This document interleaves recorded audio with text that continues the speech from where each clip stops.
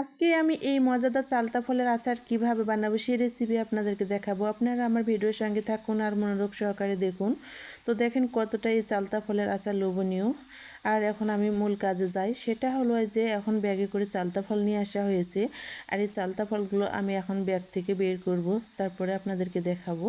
তো ব্যাগ থেকে কিন্তু আমি চালতা ফলগুলো বের করা শুরু করে দিলাম। আর এই যে দেখুন বের করে নিলাম সবগুলো চালতা ফল। আর দেখেন অনেক কয়টাই কিন্তু চালতা ফল।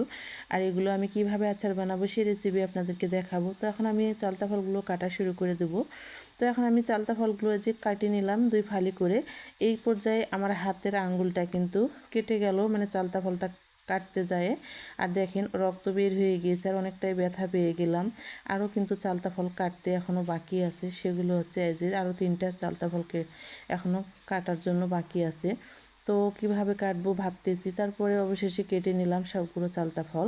কাটার পরে ধুয়ে নিয়েছি। এখন আমি এই প্রেশার কুকারে কিন্তু চালতা ফলগুলো দিয়ে দিলাম। আর এই চালতা ফলটা সিদ্ধ করতে একটু সময় লাগে, এজন্য আমি প্রেশার কুকারে চালতা ফলটা দিয়ে দিলাম, তাড়াতাড়ি সিদ্ধ করে নেব। আর এই চালতা ফলের আচারটা কিন্তু আমি রাত্রিবেলা বানাচ্ছি, কারণ দিনের বেলা তেমন একটা আমার হাতে সময় থাকে না, এজন্য রাত্রিবেলা কিন্তু এই চালতা ফলের আচারটা আমি বানানো শুরু করে দিয়েছি। আর চালতা ফলগুলো দেখেন প্রেশার কুকারে একদম সিদ্ধ হয়ে গিয়েছে।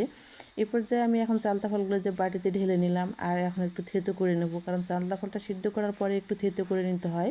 থেতো করে নিলাম। এখন আমি মূল আচার বানানোর রেসিপিতে যাব, তার জন্য আপনারা আমার সঙ্গে থাকুন। আর যে দেখুন এখন আমি সরিষার তেল দিয়েছি পাতিলে, আর দিয়ে দিলাম শুকনা মরিচ, পাঁচফোড়ন আর তেজপাত দিয়ে দিলাম, দিয়ে নাড়া দিয়ে নিলাম। এই পর্যায়ে দিয়ে দিচ্ছি লাল মরিচের গুঁড়া দিয়ে দিলাম। তো নারকেলের গুঁড়া দেওয়ার পর আবারও নাড়াচাড়া শুরু করে দিলাম। এখন আমি যে চালতা ফলগুলো থেতো করে রাখছি সেগুলো দিয়ে দিলাম। দেওয়ার পরে কিন্তু আবারও একটু নাড়াচাড়া শুরু করে দিলাম। আর নাড়াচাড়ার পরে কিন্তু এখন আমি আচারে যতটুকু পরিমাণ চিনি লাগবে ততটুকু পর্যন্ত চিনি দিয়ে দিচ্ছি। আর চিনির পরিমাণটা একটু বাড়িয়ে দেওয়া লাগবে, কারণ এই চালতা ফলগুলো অনেক টক, মানে জলপাইয়ের মতো টক খেতে। তো স্বাদ মতো একটু লবণও দিয়ে দিলাম। দেওয়ার পরে কিন্তু আবারও নাড়াচাড়া শুরু করে দিলাম। আর এই নাড়াচাড়া করতে লাগি দেখবেন যে আচার থেকে অনেকগুলো পানি বের হয়ে গেছে। আর নিশ্চয়ই দেখতে পাচ্ছেন এই আচার থেকে কিন্তু অনেকগুলো পানি বের হয়েছে। আর এগুলো কিন্তু জাল করতে করতে কিন্তু একদম আঠালো হয়ে আসবে, তখনই আচারটা হওয়ার পর্যায়ে চলে আসবে।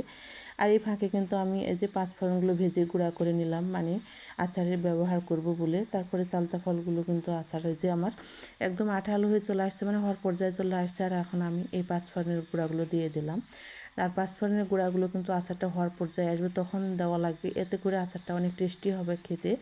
আর আচারটা কিন্তু আমার বানানো রেডি হয়ে গেল। এখন আমি নামিয়ে নিলাম চুলা থেকে। আর দেখেন একদম আচারটা কিন্তু আমি বানিয়ে ফেললাম, আর কতটাই দেখতে লোভনীয়। তারপরে যে দেখুন এই চালতা ফলের আচারটা যদি আমার রেসিপি ভালো লাগে আপনাদের, অবশ্যই লাইক কমেন্ট শেয়ার করে দিবেন। আর চালতা ফলের আচারটা আমার বানানো কেমন হয়েছে কমেন্টসে সুন্দর করে জানিয়ে দিবেন।